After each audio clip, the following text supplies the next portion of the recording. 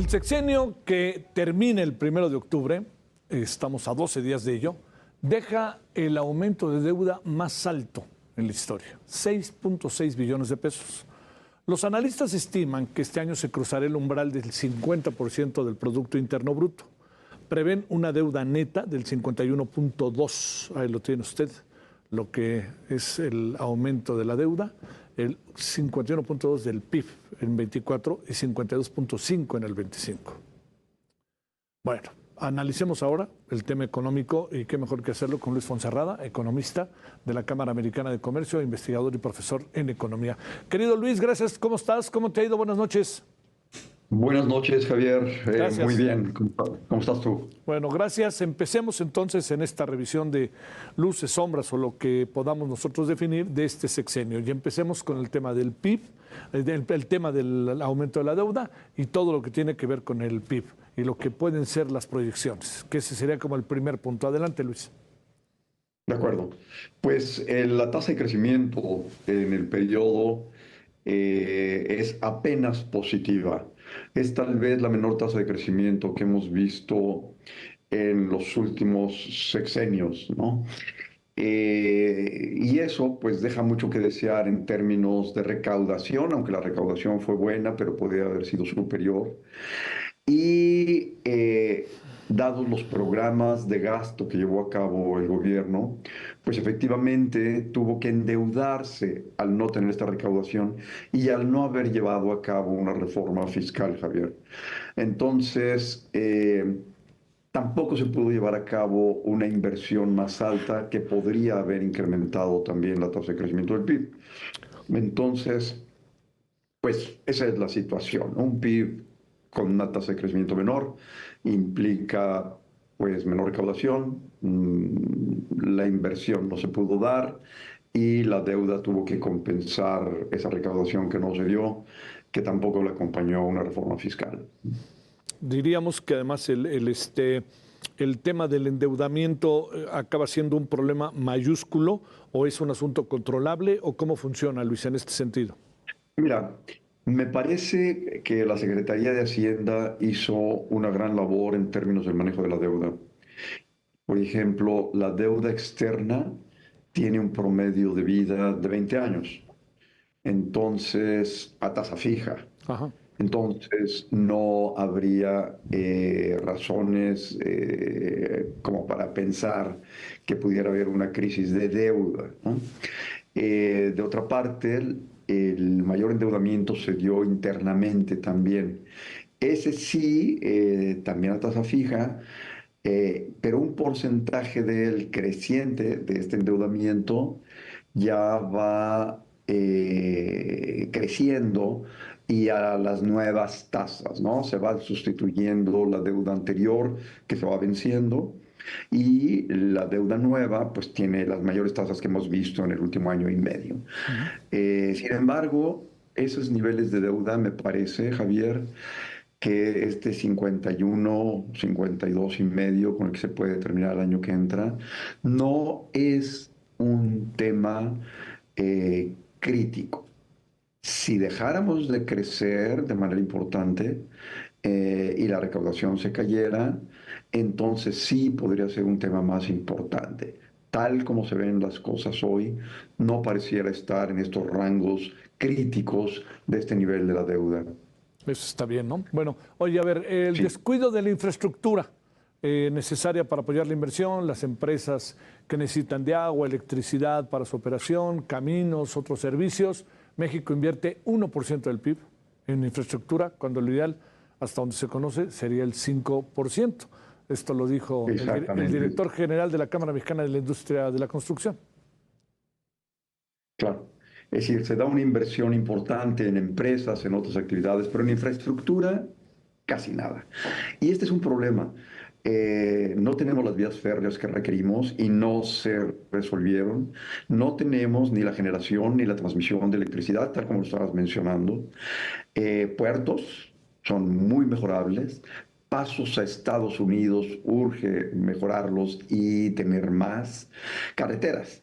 Hay una enorme cantidad de carreteras yendo del sur al norte, del poniente al norte, en las que se lleva a cabo solo bacheo sistemáticamente y por supuesto que las tenemos en muy mal estado. Es decir, una cantidad de accidentes, de pérdida de tiempo, debido a esta muy mala condición de la infraestructura. En ese sentido, claramente hubo un descuido de la infraestructura que requiere el país. Déjame ponerlo así, Javier. La infraestructura te permite crecer. Cuando tienes una infraestructura absolutamente restringida, es como si le pusieras un chaleco de fuerza, una camisa de fuerza a la economía, le impides crecer, ¿no? Híjole, este sí es un asunto ahí delicado. A ver, ¿qué pasa con esta infraestructura tipo, no sé si lo sea, las obras emblemáticas? Bueno, sin duda son infraestructura, solo que hay infraestructura muy buena y hay infraestructura regular y hay infraestructura mala. A ver, no toda la infraestructura es buena y no todo el gasto en inversión en infraestructura necesariamente es bueno. Sí. Habría que llevar a cabo inversión en infraestructura en aquellos lugares, en aquellas obras que son claramente las identificadas, pues por las redes de comunicación que requieren las exportaciones, transporte de personas, etcétera. Entonces, las obras que vimos, la refinería esperemos que esté funcionando bien y pronto, eso podría ayudar. El Tren Maya, pues me parece que solo va a tener un tramo rentable, que probablemente sea el que va de Cancún a Tulum, pero lo demás no parece ser rentable ni era necesario. Entonces, enormes recursos pues se dedicaron a esta obra sin haber resuelto lo que requeríamos en otros lugares del país, en muchos otros lugares del país. Eh, y el tren y la obra en el istmo del Pacífico al Golfo, bueno, esa es una idea muy vieja. Eventualmente a lo mejor puede tener algún resultado, pero hace más de 100 años que se consideraba como una obra, probablemente 150 años, no se había llevado a cabo porque no parecía rentable. Veremos qué sucede con ella, veremos si efectivamente ese corredor se convierte en un corredor industrial que pudiera producir en el camino y eventualmente exportar hacia el sureste de Estados Unidos, pero no lo tenemos claro y no tenemos claro su éxito ni su rentabilidad, Javier. ¿Pesó mucho a lo largo del sexenio en la inversión, en el ánimo, lo sucedido con la cancelación del aeropuerto de Texcoco? Pues sí, indudablemente. A ver, en el momento en que se pensaba realizar en México un aeropuerto de estas dimensiones, tenía muchas posibilidades. Un aeropuerto de estas dimensiones podía haberse convertido en lo que se llama un hub o un gran centro de comunicación de líneas aéreas provenientes de Sudamérica, de Centroamérica, yendo hacia Estados Unidos. Una buena parte de esa oportunidad la perdimos y fue aprovechada por Panamá, por ejemplo. Y por supuesto, adicionalmente a las fuertes presiones que tenemos de ocupación de pistas, de número de vuelos que se alcanzan unos a otros. Es decir, nuestro aeropuerto en la Ciudad de México es absolutamente insuficiente para el tráfico aéreo que tenemos, ¿no? Y el aeropuerto nuevo tampoco ha dado el resultado ni ha permitido cubrir esas carencias que teníamos en términos de comunicación aérea, Javier. Entonces, sí, claro, se mantuvo como una gran ausencia la cancelación de este aeropuerto. A ver, el otro tema, el de capital humano, ¿no? Sí. Por ejemplo, ¿no? Que es algo que estaba muy latente. El índice de competitividad internacional de 2022, el IMCO, ponía en evidencia la escolaridad promedia de 9.2 de las y los mexicanos, lo tenemos ahí en pantalla, Luis, como ves. Luego, eso quiere decir que, que terminan la educación básica y no siguen preparándose, o sea, no continúan el ciclo escolar. A ver, ¿esto qué significa? ¿Esto qué pasa con la economía y esto? Mira, este es un dato muy importante. La mayor parte de las empresas de los empleos requieren al menos los estudios de preparatoria. Esto no lo cubre. Por lo tanto, nuestros estudiantes, nuestros jóvenes, chicas y chicos, no tienen la formación necesaria para conseguir un empleo digno con mejores sueldos. Entonces, claramente los programas de educación que tuvimos impidieron formar mejor a nuestros jóvenes. Recordemos que cada año se incorporan al mercado laboral a buscar un trabajo más de 2 millones de jóvenes cada año y se van a seguir incorporando durante los próximos 15 años. Ajá. Entonces, ¿cómo van a hacer sin una educación que al menos les permita, oye, saber hacer reglas de tres, resolver una ecuación, cosas que no son nada del otro mundo, pero que ni siquiera tuvieron la capacitación para poderla resolver? Así que en este sentido, eh, en nuestro capital humano sufrió indudablemente un retraso y hoy lo enfrentamos.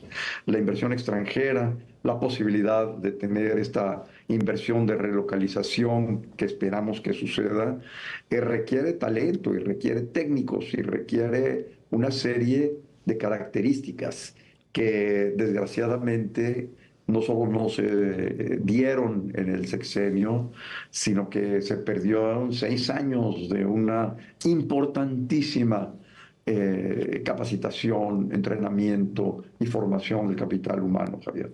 Bueno, oye, a ver, vamos cerrando. El gobierno la ha invertido 2.9 millones de pesos en programas sociales. Los resultados son criticados por la oposición, pero son resaltados y da la impresión de incluso, Luis, que el proceso electoral tuvo mucho que ver con esto, lo que quiere decir que hay un resultado o hay algo que le incentivó a buena parte de la sociedad a ratificar al gobierno a través de Claudia Sheinbaum. Xóchitl Gálvez dijo que eran solo un paliativo, Claudia Sheinbaum los defendió y dijo, basta, para los mexicanos tengan mejor calidad de vida y punto. Mientras se demuestra si funcionan o no, lo cierto es que experimentar sale caro. Pero, Luis, ahí están los resultados en lo social, en lo político, y yo no sé si en la economía familiar, pero todo indica que también en la economía familiar. Por supuesto. Yo creo que los programas sociales permitieron, de una parte, reducir de manera importante la pobreza. Y eso es plausible. Claro. Yo diría que esto permitió mejorar el nivel de vida de muchos mexicanos. Sin embargo, con un costo muy alto. Es decir, a ver, ¿qué hubiera pasado si en lugar de programas sociales donde distribuyes dinero solamente, este dinero se hubiera utilizado para crear una inversión productiva, empresas productivas? El mismo gobierno podía haber creado empresas productivas. Entonces hubiéramos generado empleos permanentes, porque ahora, ¿qué va a suceder? Y es un poco el reto que va a tener la presidenta Sheinbaum. Va a poder financiar 3 billones de pesos de programas sociales sin una reforma fiscal. Pues no, difícilmente. Sobre todo cuando la propuesta que se está haciendo es reducir el déficit del sector público de 6 a 3 o a 3,5%. Entonces, efectivamente, no existe un empleo permanente que lo hubiera permitido. No fue malo el sacar de pobreza a tantos mexicanos, aunque la pobreza extrema no se resolvió, pero siempre que se reduzca la pobreza es una buena señal. Sí. Es una buena noticia, ¿no? A ver, cerremos, claro. Si te parece que estamos con lo del salario mínimo, Luis, que como sea, aumentó 110% entre 2018 y 2024, de 86 a 249 pesos. Y yo diría que ese es de los asuntos que sí puede presumir mucho el gobierno, que ya veníamos con una tendencia previa, pero que se profundizó a partir de este sexenio. Indudablemente. Y yo creo que esa fue una medida muy positiva. A ver, en mediados de los 70 tuvimos el salario mínimo real más alto de la historia entonces, en el siglo pasado. Ujú. El año 2000, o sea, 25 años después, ese salario mínimo era, solo podía comprar la cuarta parte de lo que podía comprar 25 años antes. Esto es, si el salario mínimo en el 75 compraba 4 tortillas, en el 2000 solo una. Esto fue extremadamente grave. Entonces, el llevar a cabo incrementos del salario mínimo, que efectivamente se iniciaron desde antes, y seguirlos incrementando, es una buena medida. Va dirigida a mejorar los niveles de vida y incluso a mejorar eh, los estímulos de capacitación para poder lograr este tipo de sueldos, ¿no? Así que, sin duda, esta es otra medida atinada en este sexenio, Javier. A ver, déjame cerrar preguntándote si cómo le haremos para evaluar el sexenio en materia económica. Claro que todo está interrelacionado, ¿no, Luis? Pero me refiero, aprueba, no aprueba, fue positivo, deja muchas dudas, no crecimos, nos quedamos un poco igual estancados. Hubo luces muy claras con los programas sociales que se pudieron haber hecho de otra manera, pero dieron en muchos casos resultado, todo lo que sea, como bien apuntas, disminuir la pobreza. No olvidemos que se nos cruzó la pandemia, en fin. Bueno, mira, yo diría, déjame ponerlo de esta A forma. ver, Podía haber sido mejor.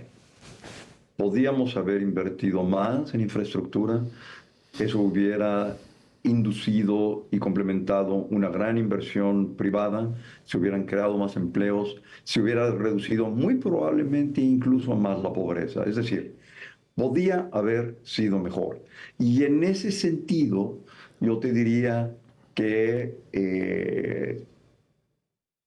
si no tomamos en cuenta la mejoría social, pues fue un sexenio que podía haber sido mejor y que fue relativamente mediocre en términos de los logros económicos. te mando un gran saludo, Luis Fonserrada. Gracias. Buenas noches. Gracias a ti. Gracias, Buenas Luis. noches. Buenas noches.